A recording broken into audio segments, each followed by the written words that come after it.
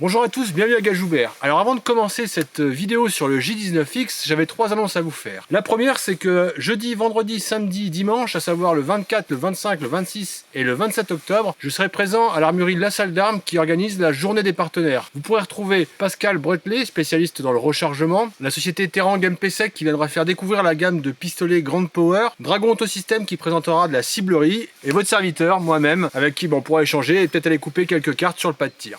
Donc ça se passe à l'armurerie La Salle d'Armes, c'est jeudi, vendredi, samedi et dimanche prochain. Donc la Salle d'Armes c'est à Gajoubert, donc ceux qui sont pas loin, n'hésitez pas à venir nous voir. Deuxième chose, je sais que j'ai des abonnés qui me regardent depuis le Québec. J'ai un bon pote qui part s'installer au Québec et qui cherche un endroit pour faire du tir, un pas de tir, alors pour tirer au PA et au fusil d'assaut. C'est un tireur confirmé, c'est pas un débutant. Donc s'il y en a un de vous qui peut lui donner quelques contacts ou lui donner la marche à suivre, qui connaît un bon stand au Québec, qui n'hésite pas à venir me trouver sur Facebook et m'envoyer un petit message ou m'envoyer un mail à l'adresse email qui se trouve dans la description. Et dernière chose, pour un autre projet, je cherche un pilote de drone FPV pour avoir des images un petit peu particulières. Donc si tu me regardes et que tu es pilote de drone FPV et que tu n'es pas forcément loin de Gajoubert, et ben n'hésite pas à me contacter, on se fera un petit truc ensemble. Bon allez, j'ai assez raconté ma vie et on va attaquer tout de suite à parler de ce G19X.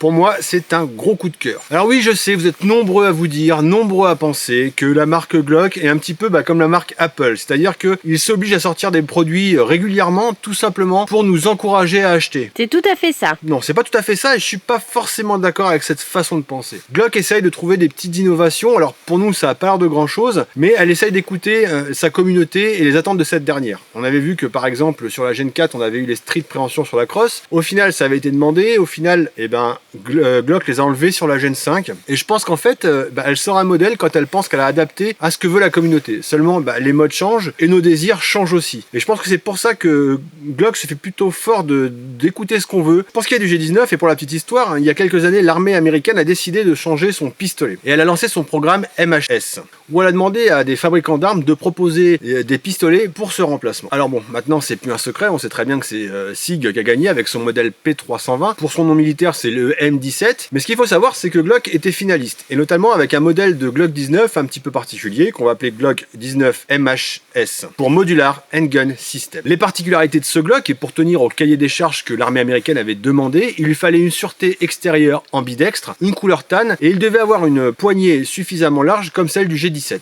Ou alors je sais ce que vous vous dites, vu que SIG avait gagné, Glock aurait pu se dire que son produit n'était pas à la hauteur et n'aurait pas donné de suite. Mais si on est honnête, on aurait tous été frustrés de ne pas avoir eu la possibilité de l'acheter. Et Glock s'est dit que son produit était suffisamment valable pour être commercialisé et l'a donc décliné en une version civile.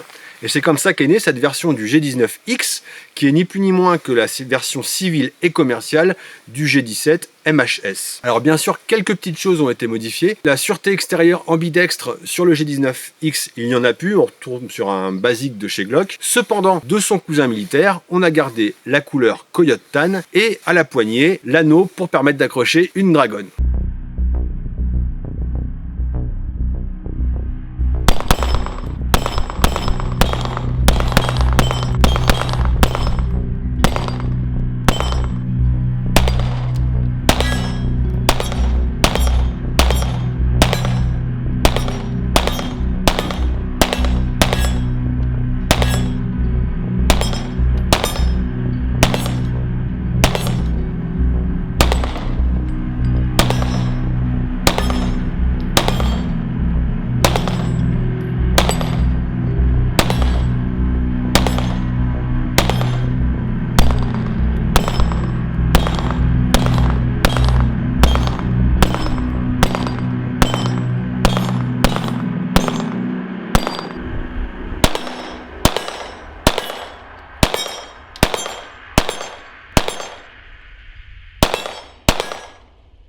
Maintenant, cette arme, c'est pas sa seule particularité. Ce qui la rend spéciale, et moi, ce qui a déclenché mon coup de cœur, c'est sa conception. En effet, Glock avait pris le parti de prendre une culasse courte de G19 et qu'il a adapté sur une poignée de Glock 17. Ce qui fait qu'on va avoir une poignée qui va nous permettre une bonne prise en main et une culasse courte. Alors vous allez me dire, oui, bah c'est facile, en fait, ils prennent 2 flingues, ils les mélangent, ils en font un, ils nous le sortent. C'est pas aussi simple que ça. Ceux qu'on tirait avec savent de quoi je parle. Pourquoi? Tout simplement parce que cette poignée full size va permettre un bon contrôle, et ce que vous ayez des grandes mains ou des petites mains. La vraie valeur ajoutée, c'est que avec cette petite culasse dessus, il va y avoir quasiment aucun relèvement lors du tir, et on va pouvoir enchaîner les cibles très facilement et prendre du réel plaisir et avoir des performances. Alors bien sûr, le G19X, il va reprendre toutes les améliorations de la génération 5. La culasse va recevoir une nouvelle finition NDLC et ce traitement particulier va offrir une grosse résistance au frottement, même s'il n'y a pas eu de lubrification. Et bien sûr, une grosse résistance à la corrosion. Autre particularité de ce Glock qu'il a hérité de son cousin destiné à l'armée, c'est le percuteur qui a des coupelles aquatiques. Ces coupelles de percuteurs aquatiques vont juste servir que s'il a été trempé dans l'eau, quand vous allez ressortir l'arme, ça va permettre d'évacuer l'eau plus facilement.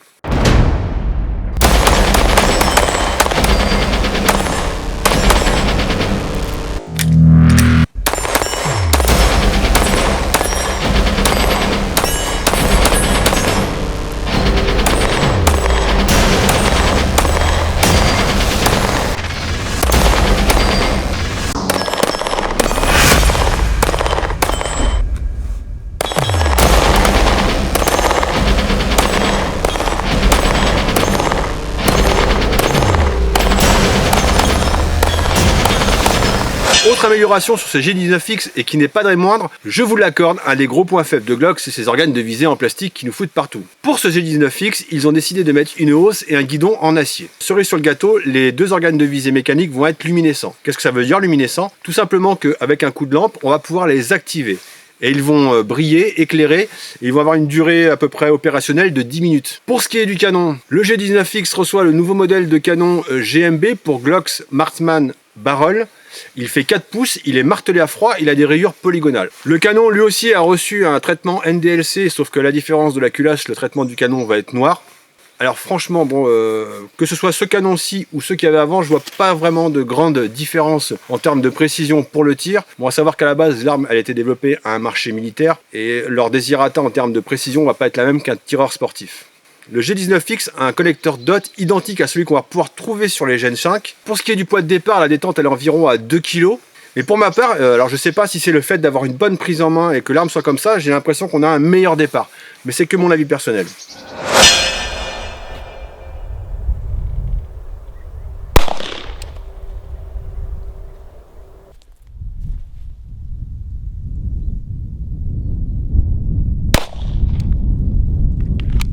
Bon, on va essayer à 15 mètres, cette fois j'ai mis une carte et le but c'est de rester dans la carte, de ne pas sortir autour.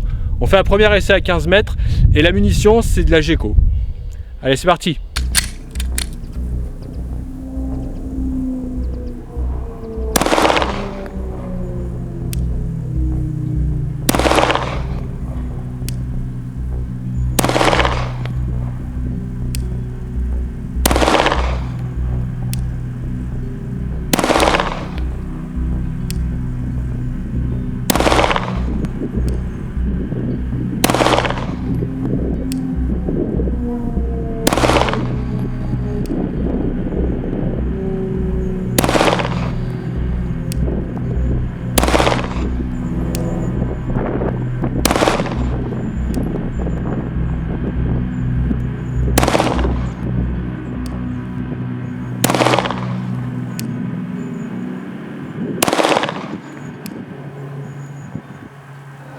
L'arme est chambrée bien sûr en 9 mm. Si vous vous intéressez à cette arme, il vous faudra bien sûr une autorisation de catégorie B et son prix est autour des 700 €. Alors est-ce que c'est une arme que j'aimerais avoir dans mon coffre? Oui. Même pas en rêve. On en parlera plus tard. Non mais pas besoin d'en parler, hein, c'est déjà tout vu. Hein. T'as assez d'armes comme ça, non? Je vais régler ce petit problème d'intendance un peu plus tard. Donc oui, vraiment, c'est une arme que j'aimerais avoir dans mon coffre. Alors les défauts que je pourrais lui trouver, c'est que juste à l'avant de la culasse, il n'y a pas de street préhension. Alors pour les plus maniaques d'entre vous, dès que vous allez avoir tiré un chargeur, le bout de l'arme va être complètement noir, mais pas d'inquiétude. Un petit coup de nettoyage et ça partira. Mais vraiment, si vous n'avez pas essayé cette arme ou si vous pensez l'acheter, allez-y. Vous ne prenez aucun risque, vous ne serez pas déçus. En cible, c'est parfait. Vous allez tirer, les sensations en tir sont vraiment très agréables. On a une très bonne prise en main. Les proportions, en fait, qu'on pourrait croire un petit peu bizarres, je trouve qu'il a de la gueule. Je trouve franchement qu'il a de la gueule. Et vous allez voir qu'au niveau du contrôle, c'est vraiment terrible.